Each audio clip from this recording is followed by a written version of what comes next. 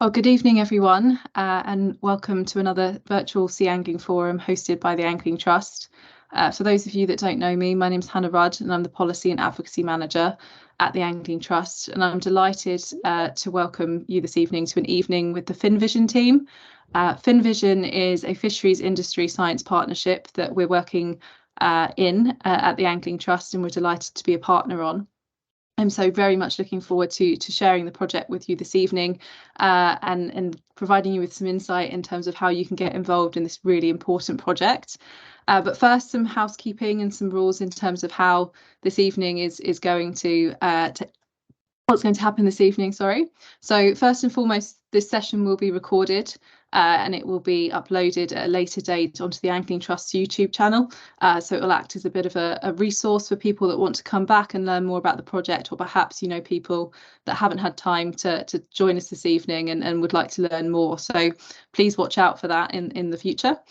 If you would like to ask any questions at any point and you'd like to learn more about anything that's raised in this forum tonight, there will be an opportunity to ask some questions and have a bit of a Q&A session at the end.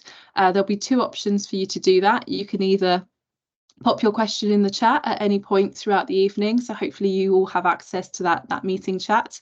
But alternatively, when we come to Q&A towards the end of the forum, you will also be able to raise your hand and we can give you microphone and video privileges to speak directly with the team this evening. So that's everything from me, but I will now hand over to Ben Ciotti from the University of Plymouth to introduce FinVision, and I hope you all have a wonderful evening, and yeah, thank you all for your time. Thanks, Ben. Thank you very much, Hannah, for the introduction, and thanks to all for coming tonight for this meeting. So my name's Ben Ciotti. I'm a lecturer at the University of Plymouth, and I'm leading the FinVision project. And the fact that you're attending this event tonight gives me an indication that you've probably got some interest in fish or fishing. So for many of us, fish means something like this, or maybe this, or maybe something like this, or maybe something like this, a little bit bigger, or maybe something like this if we're a diver. So these are things that we want to catch. These are things that many of us would like to eat. These are the types of things many of us would like to see if we go diving or snorkeling. But fish lead double lives. So for every one of these large adults that we have, there are many hundreds or thousands or millions of these tiny little guys. So these are very young fishes, larval or juvenile fishes. These are a completely different size, very small. They're completely different life forms. The anatomy and the morphology of these fish is very different from the adults, and so are their sort of capabilities. They have a very different ecology. Their predators are completely different. Many of these might be actually part of the planktonic food web.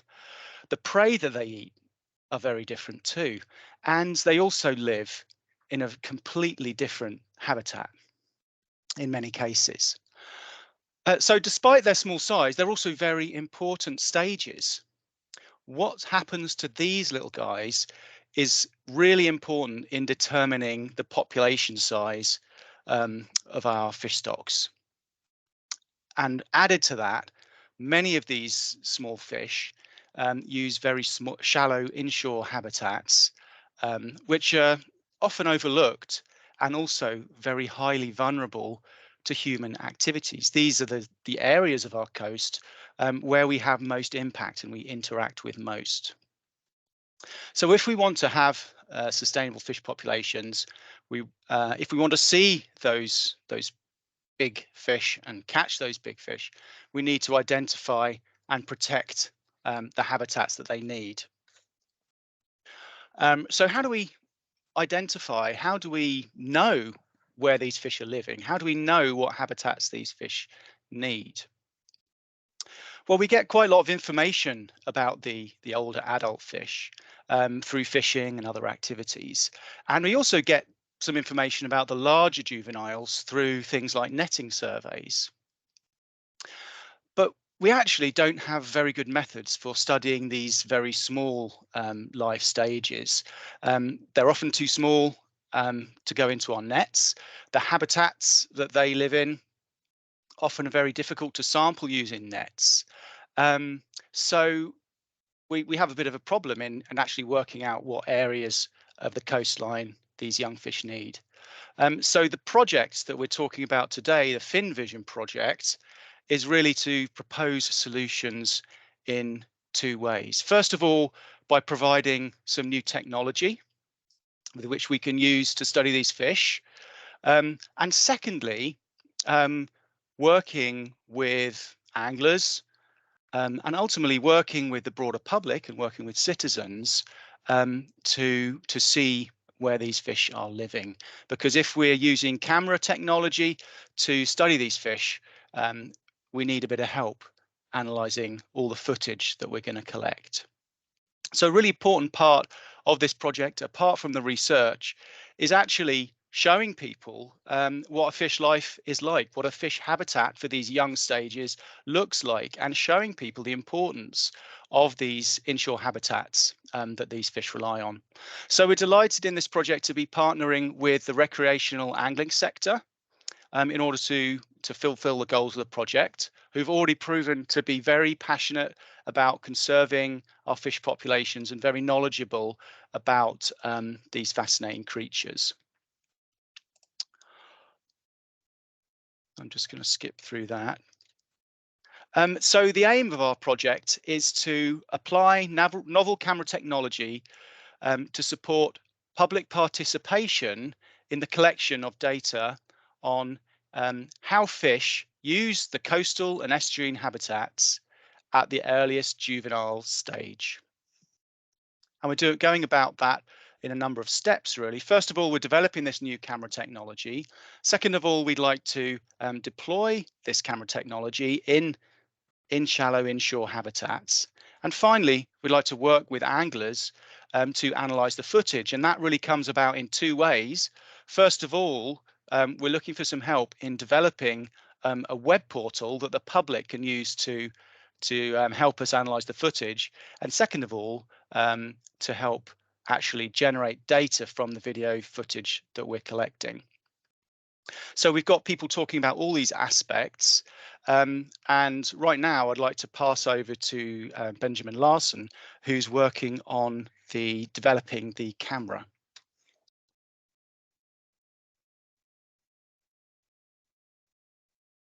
Afternoon, everybody. Hopefully you can hear me okay. Just give me a second to bring up my presentation.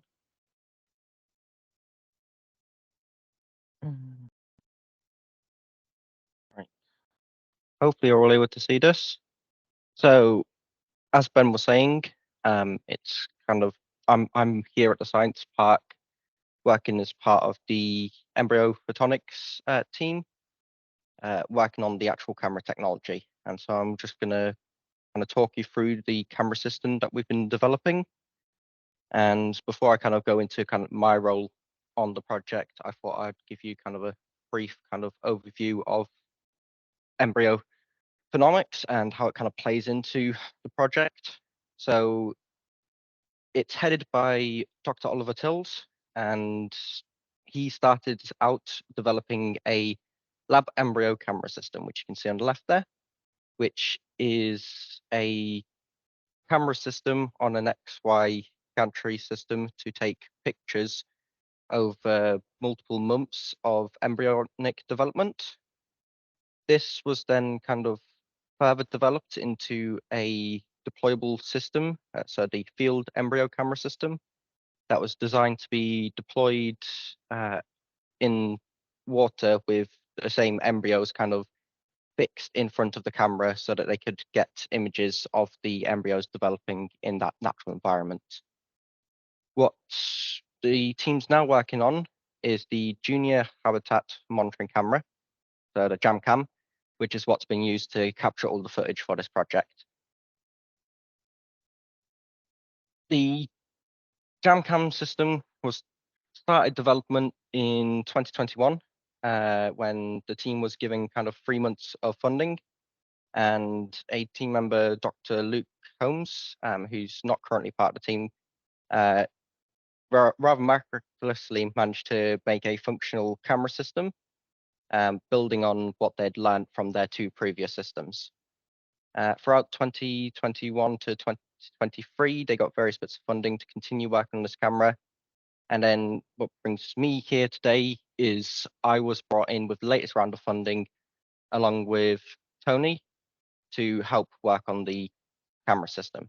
So I'm a engineer by trade, so you'll have to forgive the poor presentation and any lack of biological knowledge. But I can tell you about the actual camera and the design of it, because I've been getting stuck in and having a great time kind of working out the design.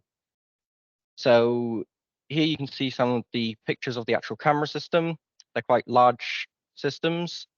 They weigh in at about 12 kilograms, but because of their size, they displace a little bit over 11 kilograms of water. So when you actually put them into the water, it's only about 400 or 500 grams worth of weight that they kind of effectively weigh.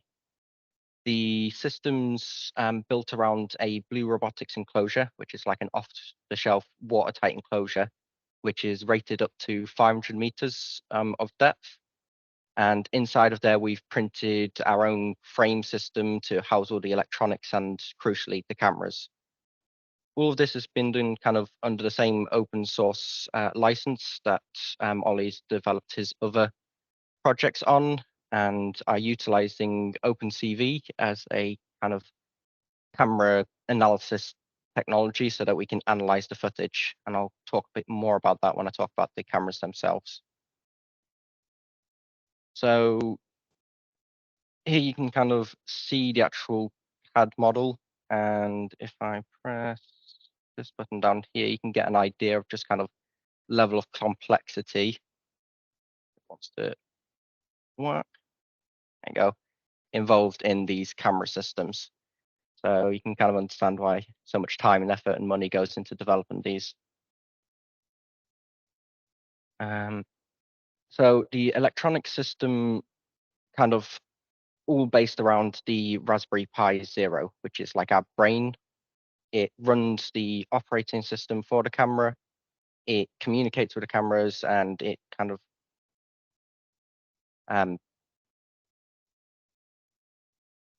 stores those images for us to retrieve later date. It's currently powered via 32 D-cell batteries, which we've estimated should give it about a 48-hour runtime of continuous footage capture, which when you've got 3 high-quality cameras running that long for time, it's quite a sizable window of images we can capture. So the cameras themselves, obviously the primary focus of the technology, is split into kind of 2 sections. So the lower camera you can see there is a mono camera. It's using a Raspberry Pi HQ cam, which allows us to get kind of wider field scenes shots, which are kind of a little bit more aesthetic. And whereas the 2 stereo pair cameras are connected up in tandem, so that we get images that are captured at the exact same time frame, which allows us to use that OpenCV project that I was talking about earlier to do stuff like depth maps and analyze the actual pictures of the fish to get sizing and other kind of factors from that video. We're currently working on a version 2, working on everything we've learned from this camera systems. Me and Tony are sinking a lot of time into that and having great fun, and Ollie's been great help with all of it. But I'm going to be around to the end of the kind of presentation, so if anyone has any questions, please hold them to the end. I'll be happy to answer any technical questions for the technical team. So thank you very much.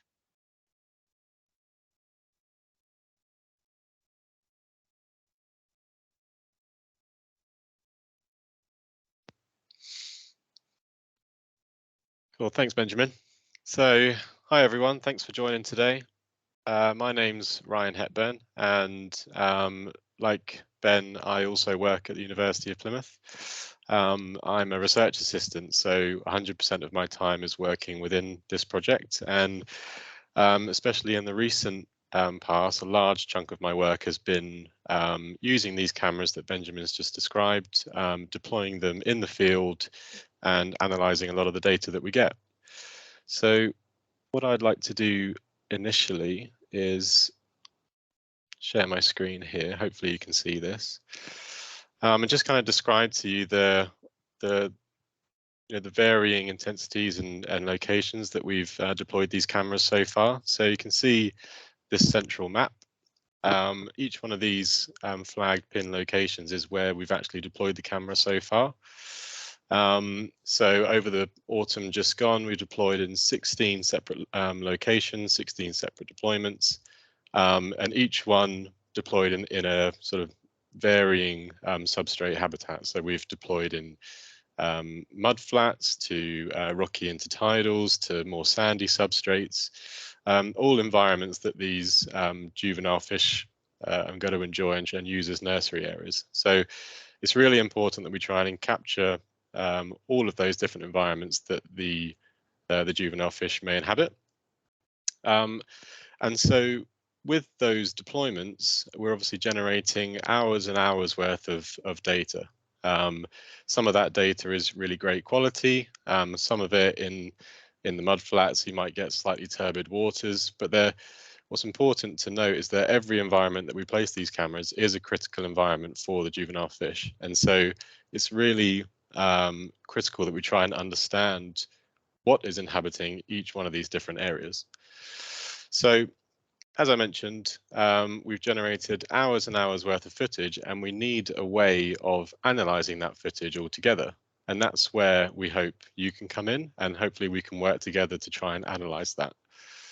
So if I share my screen again here, what we've built is a platform on a website called the Zooniverse, and this is the web page here. I've actually put a link to this web page in the chat of our meeting, so if you'd like to follow that link and play along with the website while I'm talking, I'm more than happy to follow that as well, so that would be good. But essentially what we've got here is an interactive web portal. So here you can go online. You can analyze all the different footage that we've obtained over the last few months, and we can analyze it together in terms of the video footage and the image analysis. So this is our homepage. This is the FinVision homepage on the Zooniverse, and you can see here, help researchers to identify and measure juvenile fish in their natural habitat. You can click here to learn more about the project. So here we've just got a description of the project, why we think it's important, and how you can get involved. We've got a Meet the Team section where a lot of the partners who are speaking on this call today have got a little bio, so you can go through and understand about everyone's role within the project. And we've also got here some general FAQs that are important to know for the Zooniverse. So if you go onto the page and you've got some general questions, hopefully they can be answered here. Now, if you go back to the home page just by clicking the FinVision icon up the top, we get back here. And then if you scroll down, we can look to get started on the analysis. So what we've got are two different workflows. We've got the fish identification in terms of the image analysis from the camera, but we've also got video recordings. So you can pick and choose depending on how you feel. Would you like to analyze some videos or some images? So if we start with the video recordings by clicking here, what we get are various different videos that we've captured from the camera. Now these have been split down into short chunks. We won't be showing you hours and hours worth of footage just all in one go. They are small sort of subsections of different environments that are sort of between 5 and 10 seconds long. So if we play an example here, we've got a video and then some tasks along the right hand side. So just before playing anything, we've got a tutorial here if you're finding yourself unsure of some of the tasks. you can click the tutorial, and then it brings up a separate window about how to go about analysing the footage. So we've got hello and welcome to FinVision ID. And you can click through the tutorials here to find out the different tasks that we'll ask you to do. And then you can click let's go and get started. So how many fish did I see in that clip just there? Unfortunately, I didn't see any, so I'll click 0 and move on. And then what we'll also ask you is, can you see anything else in the clip? Because it's just as important to feed that information through about what environments these fish are living in. So can we see anything else? I think I can see a little bit of seaweed on the bottom there, so I'll click seaweed and then done, and then move on to the next clip. And then we can do this and process lots of different videos as well as images as well. Now, if we go back to the home page once more, we can then get started on the fish ID. So you can do this as much as you like. You can flip and choose between video recordings and images. But if we see here, if we click onto the image analysis, again, we've got a tutorial on the right here. You can click the tutorial and move through, and you get an understanding of the tasks that are set for this topic. And what we do here is we look at individual images and we get asked, can you see one or more fish? Unfortunately, no, we can't. So we move on. Next. And then you can scroll through. So we see no fish there. And here we can see one. So we can see a little fish here. Can you see a fish in this image? Yes. Are you able to draw around each fish? So this is the task that we'll hopefully ask you to do. If we can see the whole fish, yes. And then what we can do is use this drawing tool here to outline individual fish in the frames. So we can outline here, connect the dots, and then what we get is a little outline of the fish. And then when you're done, you can click done and move on. Now what this does is it helps us to feed all that information back to, we can analyze all the information all at once.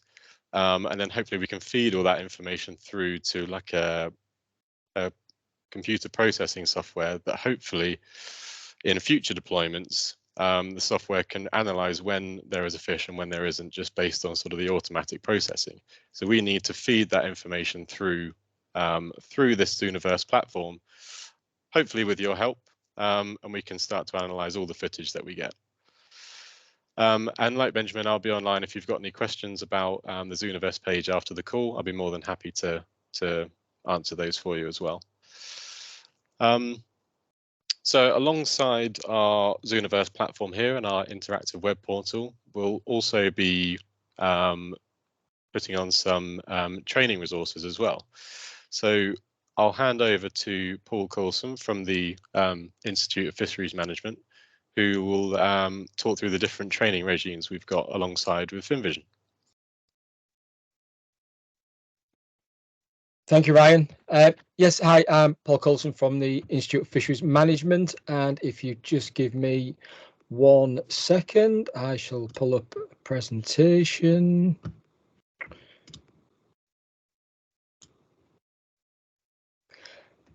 Now, hopefully you can all see that. So we through the Institute will be delivering some fish survey training and some fish identification. So the idea of this is that we can validate the species that we see in front of the cameras, and this is very much the low-tech version of the cameras that Benjamin and Ryan and the Zooniverse platform that we've already spoke about earlier. So with my colleague Steve Colclough, which is the gentleman you can see with the grey hair on the screen, and my other colleague Ian Turner, who isn't here this evening, unfortunately, we're going to run through some training. So some of this is going to be online, and some of this will be hands-on as well. So if those of you based in the Southwest, there'll also be a practical element in 2024 in the spring, where we'll actually go out and we'll be validating, pulling some nets and capturing some fish and validating what we've seen. So what have we done? So this is what we've developed is a suite of survey methods which allow us, along with our volunteers, to capture and record fish, juvenile fish, in estuaries and shallow coastal areas. And we've been using these methods on various projects for the past, oh gosh, Steve's been certainly doing this for the past 10 years on the Thames, and then over the past 2 or 3 years we've sort of expanded this out, and we're using these techniques now all over the country. These techniques have been developed because they're easy to use and we can use them at a range of sites, and quite importantly the health and safety element of them, where we can deploy them safely from the bank. There's no need for us to go out into boats or other crafts, so they can all be set and deployed from the bank in shallow water, and we can recover them quickly and easily. And also they capture the juvenile fish. Yeah, they're maybe not going to capture the really small sort of newly hatched sort of larval stage that Ben was talking about right at the beginning, but they'll certainly catch the juveniles in these habitats, which is what we're trying to find. So these are the survey methods we've developed, and I think some of you who have been involved with fish surveys will have seen these before. Certainly the seine net, which is used across a whole range of situations in both freshwater and marine. Also small winged, double winged fight nets, which can be set at low water and then fish on the rising tide.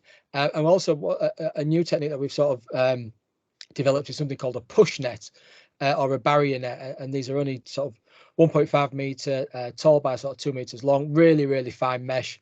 And we can use these for sampling in sort of still ponded areas or on an incoming tide in a channel. And we sort of capture those fish that are using that tidal transport to push into an estuary or into shallow coastal areas. So we've got a suite of techniques. I think for the majority of this project, we'll be using the seine net and possibly the push net. And depending on where we are with regards to the training, we might also deploy a couple of fight nets. But then more commonly, I think it'll be the seine net and the push net. So what will we do? Well, we'll capture the fish and then we'll look at analysing them. And this is some of the volunteers we've been working with already. The gentleman you can see there on the left-hand side is a chap called Derek Goodwin, and Derek is 83 years old, and he's been doing this for a good number of years. He works with Robbie and the guys at Bass, and so Derek is an old hand at this. And he was actually, I think he was awarded an MBE for services in the study of fish in Cornwall not so long ago. So he's very, very keen. And then the ladies in the middle, they're from the River Otter Association.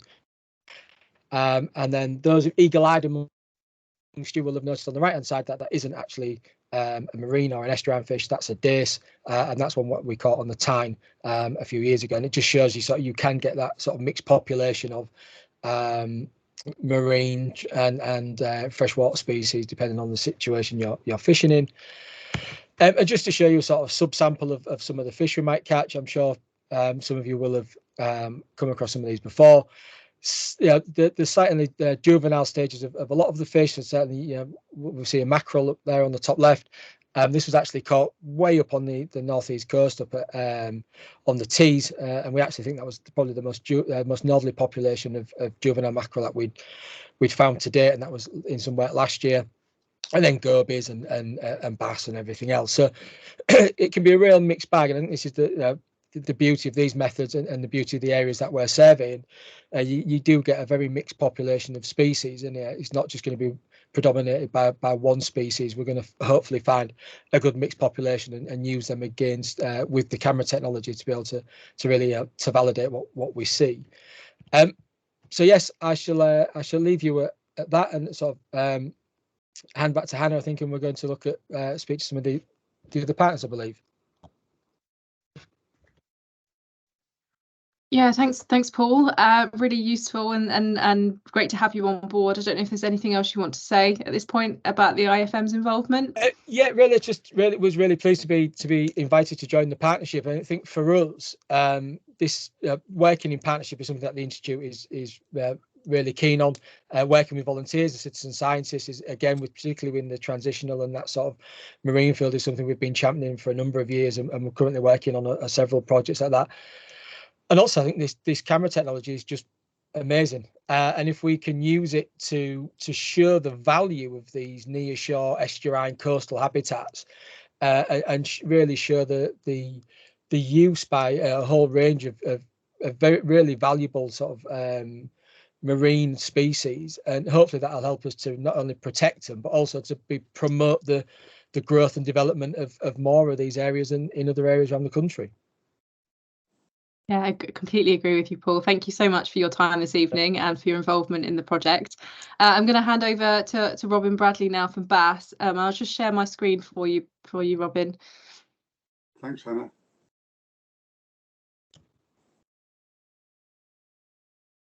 Bear with me just a second.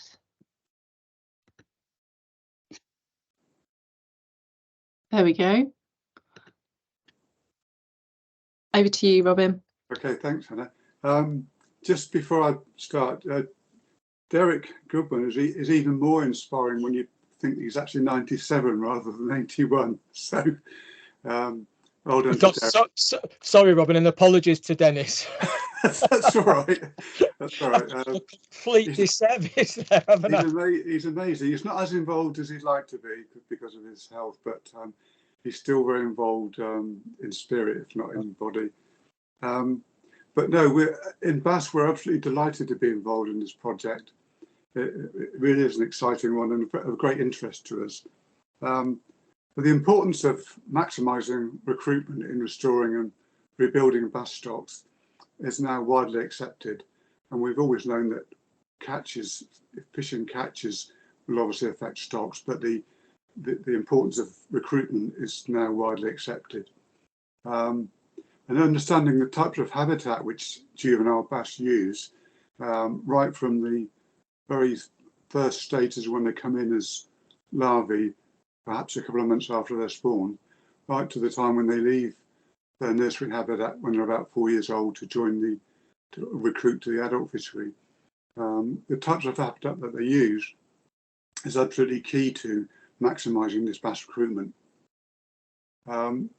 We're hoping that this knowledge that's gained from projects like this will lead to increased protection and restoration of this habitat. We know, for instance, that much of the salt marsh and seagrass meadows have been lost over the centuries. So trying to restore that and protect it from things like development is absolutely crucial. And I think it will pay huge dividends in terms of the bass stocks if we can get that organised. Bass has got a long and proud tradition of supporting scientific research on bass biology. And this project gives our members an opportunity to get involved in bass research in a very accessible way, mainly by analysing this footage from the comfort of their own homes, but also potentially with limited opportunities to get involved in local fish surveys. And finally, the training which is going to be provided by the IFM, which Paul just touched upon, in fish ID and survey techniques. We're hoping that this might lead to some of our members starting out their own juvenile bass survey programs. As people probably know, I run a survey program in Cornwall, but it would be great to see schemes like this starting up in other parts of the country, just to see how to get a much better overall picture of what bass recruitment is like. So yeah, so that's the view from Bass. I'll hand over to, I think it's Emily.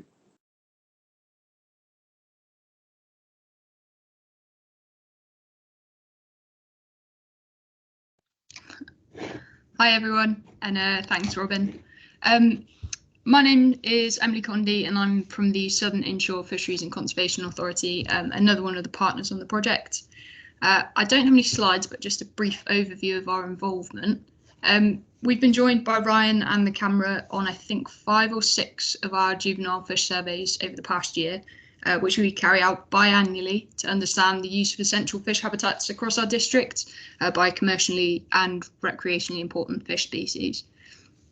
As other partners have already said, the outcomes of the project and the future application of this technology will allow us and other stakeholders to fill any knowledge gaps that there are and build a better overall picture of the use and the value of these habitats when it comes to important species. Thanks, Hannah. I'll pass it back to you. Thanks, Emily. Great to hear from you and Robin. The last person before I take over again, I'd like to hand over to is Andy Burt, who is a partner from the National Mullet Club. Hi everyone, as Hannah said, I'm Andy Burt, Chairman of the National Mullet Club. And we're pleased to be involved with this project, and as recreational anglers, we're undoubtedly the biggest stakeholders in these inshore fisheries, and we've witnessed changes in the populations and the decline in these areas, and it's been horrendous, the rate of the decline in the last 15 years. And now the lack of grey mullet species that we see, and this is an excellent opportunity to combine our club's experience and knowledge to further our understanding of the population, distribution, and the way they interact with the various habitats. And hopefully it could lead to effective fishery management in the future. Thank you very much, everyone. Thanks, Andy. And before just inviting anyone from the audience to ask any questions that they have, and please remember to add any questions you do have in the chat, or to raise your hand, and we'll get to those in a moment. I just want to thank all of our presenters and partners on FinVision this evening for their time, and to just really echo a lot of the sentiment that's already been expressed, that one of the reasons why the Angling Trust is involved in this project is ultimately sea angling needs healthy fish stocks, and for us to have healthy fish stocks, we need to understand the types of habitat that they need and the pressures that they're facing, but also to leverage the wealth of experience and knowledge that a lot of recreational anglers have accumulated over many years, and if not decades, of spending time by the coast. So we're really excited about this project. We're really excited about recreational anglers, and its its usefulness as being powerful citizen scientists and being conservationists in the eyes and ears for our seas. So yeah, really excited about this project, and hope you are too, and would love for you to get involved. So on that note, I'd like to invite anyone who has a question to please raise their hand, and we'd love to chat with you further about the project.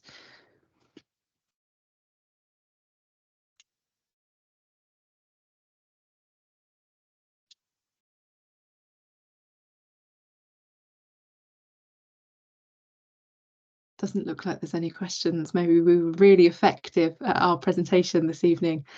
I don't know if any of our presenters or partners have any further comments that they'd like to raise at this time, just while we're waiting to see if there's any questions. And just as I say that, we have a question in the chat. So this is a question for Robin. Is there a juvenile bass survey in Poole? Thanks for your question, Mac. No, there isn't, unfortunately. I would like there to be, because it's a very interesting area.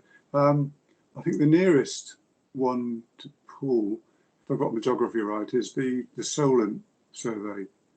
CFAS do a Solent survey every September, which is what theirs is a different type of survey. They use they tow a net behind a boat, and they do a number of different stations at the same time every year, and they're looking for the slightly older juveniles. They're looking for the sort of 1 to 4 year olds, whereas in our surveys we're looking at the 0 and 1 year olds.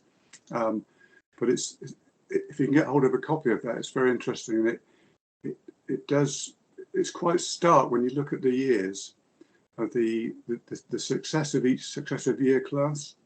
You look at the 1989 year class; it was phenomenal. And that's what kept the fishery going for years, and kept people catching decent sized bass for quite a while after that. But more recently, unfortunately, the year classes have not been quite so successful. This year looks like it'd be okay, it'd be quite good, but nothing like the past years. But as we're looking back at our own results, we've been doing it since 1994, and I think in 2000 on the Fal and the Helford, in that time we've only had, I think it's 5 good year classes, so lots and lots of poor ones. So I'm really hopeful that understanding this type of habitat that juveniles use will help to improve things in that respect. But yeah, going back to your question, it would be great to see surveys in other areas. It might seem a bit daunting to start with, but once you get into it, and there's lots of help now. The IFM are producing some brilliant training to help you get involved. There's funding from various places to buy the equipment, and I've got lots of experience. I'm happy to share with people if they want it. So if you're interested at all, then go for it. I'm sure there's lots of volunteers in your areas, particularly anglers, that would like to get involved. I'm always being approached by people saying, how can I help and how can I get involved? So yes, please go for it. Thanks, Robin. I'm going to be cheeky and slip in here with another question before we go back to the chat. But just for members of the audience who may not be aware, could you provide a brief explanation of what you mean by year class and what's a good year class versus a bad year class? What are the type of things you're looking for when you're making that assessment? Yeah, sure. I mean, there isn't necessarily any absolute value, if you like. It's sometimes a question of judgment, but for instance this year we saw good regular catches of reasonable numbers of fish. It varies from one site to another. One site, for instance at one of our sites, Pol Weatherall, we had nearly 1,000 O groups, we call them. That's this year's bass in one survey, whereas another site, 50 could be a good result for that site. So what we survey as many sites as we can, depending on volunteers and boats and things, and we try and get a feel for, are there a lot of O groups that year, or are there a few O groups that year? And we're also looking at how they survive the winter, because O group bass can be killed, if you like, by long periods of very cold weather in the winter. So we're looking to monitor that as well. But so basically lots of O groups, that's this year's bass, constitutes a good year class. If you see lots and lots of O groups, then obviously the more the better, really. So 2014, for instance, was the last, what I'd call good year, really good year class. But again, nothing like the classic years of 1989 and 1976. But it was a good year, and that 1 year class is sustaining us quite nicely. So lots of the fish we're catching as anglers and commercial fishermen, for instance, we're seeing lots of mid-50 centimetre fish, and they're probably all coming from that 1 year class. But of course, once that's gone, from natural or man-made means, there could well be a gap behind it, because the year classes that are following it may not be as good. So yeah. Well, thanks, Robin. I think that's really useful to kind of context information in case anyone wasn't aware in the audience what we were talking about. When sometimes I think there's a lot of jargon going around, so yeah. It's nice to kind of break it down. Right. And kind of on the theme of small fish and 0 year class, we've got a question in the chat. It might be a question for Benjamin actually, or maybe Ben Ciotti as well.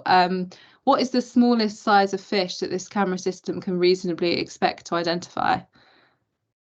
I don't know who wants to take that one on from the team. I'm happy to, but I'll also defer to Benjamin as the real sort of technical expert. What we're aiming to be able to visualize is fish between 10 and 15 millimeters, so about a centimeter to 5 centimeters long. That's sort of like the size range that we're aiming for. But this is the beauty of this project, is it's allowing us the possibility to develop this technology, which is happening at the moment. And so yeah, we're still exploring really what the capabilities of the camera are. Do you have anything to add, Benjamin? Yeah, so just to kind of expand on what Ben was saying, it's a bit of a non-answer, but the fish identification obviously heavily relies on you guys being able to analyze that footage. And so it's all to do with whether or not you can see in that image, is that pixelated blob a fish, or is it just noise in the camera? So it's very dependent on where it's deployed and kind of varying other factors. So the focal length of these cameras is usually calibrated to be about 5 to 10 centimeters in front of the actual system. So if the fish swims through that kind of golden sweet spot, then you'll have a much better chance of identifying those smaller fish than if it swims further away in murkier waters. But yeah, ideally, as Ben said, between that kind of 10 to 15 millimeter area is what we're trying to look at. I just wanted to add one very quick thing about one of the previous comments, questions as well, in that through this project, there are various different training opportunities that Paul was talking about. Some of those are online, but some of those will be in person. And if you are interested in sort of starting up a fish juvenile survey, then that training would be a really good thing to come along to, because it'll help you do that. And hopefully also, even though it wasn't sort of one of the main goals of the project, we'll also be able to offer some projects for volunteers to come and help with some of the camera deployments and some associated netting as well. Thanks, Ben. Robin, did you want to add anything?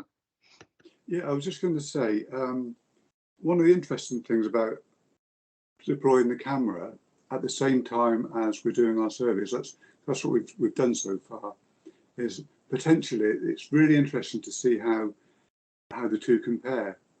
So we see what the results we get from our seine net surveys versus what the camera's picking up. We haven't had too much success so far because of technical problems, but hopefully when things are all working as they should be, then it will be fascinating to see, you know, if we see a survey where there's lots of mullet or bass, whether the camera picks it up, or whether the camera picks it up and we don't pick it up with a net. So, because the two techniques together, I think really the way forward, and will give us a very valuable picture of what's going on. Thanks, Robin. Yeah, completely agree with you. Just in the last couple of minutes of the forum now, so please, if you do have a question, now is your time to ask it. But I was just wondering, while we're waiting for people to think of any last minute questions, if I could just ask a question of Ryan and Ben in terms of just providing more details really of the lifespan of the project and when it's due to complete, when is the Zooniverse platform, how long is it going to be open for, how long can people engage, what sort of time frame are we looking at? Because I think often projects come to communities like the angling community, want us to get involved, want us to share information, but we're not always clear in terms of expectations of how long the project's going to be on for, or how long the engagement is, and when we can expect to find some results as well. So I know you guys have just started, but any kind of idea that you can give, I think, would be really useful. Sorry to put you on the spot. Over to Ryan, but if I could finish up, because I've also got a bit of a summary at the end of some points, so I'll pass over to Ryan. Yeah, no problem. So sorry, I think my camera just might have frozen then. So in terms of the timeline of the project, so we're still relatively early in its stages, I guess. So over this past autumn were the first deployments, like we mentioned. We were trying to iron out a lot of the issues with the camera and trying to get some reliable footage. The project itself is about 18 months to 2 years long. So we're hoping to finish by about March 2025. And what we are hoping to do from now until then is, as Benjamin mentioned, develop the second version of the camera, where it will have increased technologies. We'll have lots of different aspects to the camera that we don't currently have now. And then once we have those cameras, we're hoping to have 16 in total. So currently we have 3. By the start of the spring, we're hoping to have about 16 that we can deploy. So once we get round to spring, all the juvenile fish are coming into these inshore areas, and we're hoping to sort of record en masse with all those 16 cameras and generate lots of footage. And so that will go we'll go out sampling with all of our different project partners, as we mentioned before, and we'll do that all throughout the spring. And then again, we'll go through a sort of second analysis of the footage. So a second part of your question then was in terms of the actual Zooniverse page. So we've got this initial upload of the footage now. So this is very much kind of like in the initial stages of it. So we'd like to ask everyone to go online and to analyze what they can so we can start to generate data from it. That data that's generated is hopefully going to feed back into a sort of AI-based operating system into the cameras, whereby hopefully with all the data that you generate from analyzing the footage here, that we can feed that back into the cameras, and then hopefully the cameras can start automatically detecting the fish. But we need that sort of initial processing data, hopefully from you today, that we can basically start to feed that in. So then this initial section will close, and then we will generate lots of new data over the spring, and we'll have much more data that we can then upload back onto the Zooniverse. So that we'll have a second round of analysis that'll be much greater detail across sort of wider sample size. So yeah, and we'll be sure to keep you up to date across all of our social media platforms and websites about the different updates of deployments and how and when you can get involved. And so we'll make sure to keep that updated as best we can. Thanks, Ryan. That's all really useful, and yeah, brilliant. We don't have any further questions in the chat, so I'm going to hand back over to Ben now for that summary slide that I forgot that you had, so I let the cat out of the bag a bit too early. But yeah, over to you, Ben. No, thanks, Hannah. No problem, because actually this is a better place to do it. And I just wanted to follow up also to what Ryan was saying and say that your efforts, if you're able to contribute to this project, we've initially sort of focused, we're partnering with the angling community, and so we've initially focused on trying to publicize to the angling community, but what we hope is you can actually work with us to help us iron out the creases in this web portal, and so that by the time we've got more footage to analyze, we can be wider and try and involve the general public much more in analysing the footage. But that will, we understand there might be some teething problems with the portal and some frustrations with the footage at this stage. So that your contributions there would be very valuable. And ultimately, in terms of what's going to come out, we will be trying to publish some new data, really some new information about how young fish use inshore habitats. And we'll also be in this project summarising those as non-technical summaries that will be, you'll see links through the Angling Trust and our other partners too, so that you'll actually be able to, there'll be a more accessible format for accessing the results to learn about what we're seeing. And we'll also be using our experiences to develop some communication tools that will be used for policymakers and managers to really ensure that habitat considerations are fully recognised in management and policy. And hopefully this can be a sort of new method that can be rolled out in future for monitoring fish populations, along with some of the other methods that Paul and others have been speaking about.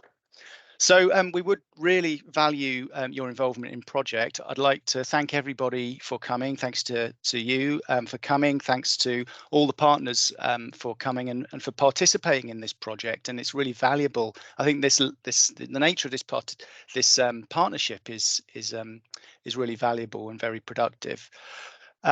Just to summarise, really, where things go from here. Just wanted to mention that the web portal for analysing the footage is now live, and Ryan provided the link in the chat, and so that's how you can start accessing that. So please do feel free at any time to go onto the web portal and have a little go. You can do as much or as little as you want. No contribution is too small. Please just take a visit to the portal and have a little go. See what you can see, and all that data will be very, very useful to us. I think the web portal should be relatively self-explanatory, and it's certainly designed to be that way. As Paul mentioned, a big part of this project is actually not only giving people the widening participation so people can participate in surveys from the comfort of their living room, but it's also to provide training through the Institute of Fisheries Management. And the first training session will be taking place in just over a week, on the 9th of December. And this will be an online training session. It will be about a 2-hour session covering the ecology of inshore fish, covering how we identify them and how we go about surveying them. And you can find this, just flashed up here, a QR code where you can access this training. So anybody is welcome to join that. You just need to register on the IFM site. So please do take a snapshot of that, and please do register to learn about. So this is a general training about inshore fish. But it'll also mention the project and provide further guidance with Zooniverse, the web portal, if you're having any trouble. Please do share with your friends and the colleagues. Even if they're not necessarily fishy people, they might be interested in coming and having a little go. Or maybe you've got friends from angling friends, or who you think might be interested. And if you want to contact us, you can sort of contact us through any of the partner organisations. On the web portal, the Zooniverse site that Ryan was talking about, there is a discussion board. Or you can go to the website for the FinVision project. I've put a little shortened link at the bottom of this slide. And you can look up the people on the team and contact any one of us. So I think that's just the main points I wanted to summarise. I just wanted to thanks again all you for coming, and to our partners for coming. And this is a FISP project funded by Defra, so we're obviously very grateful for that valuable financial support. So back over to you, Hannah.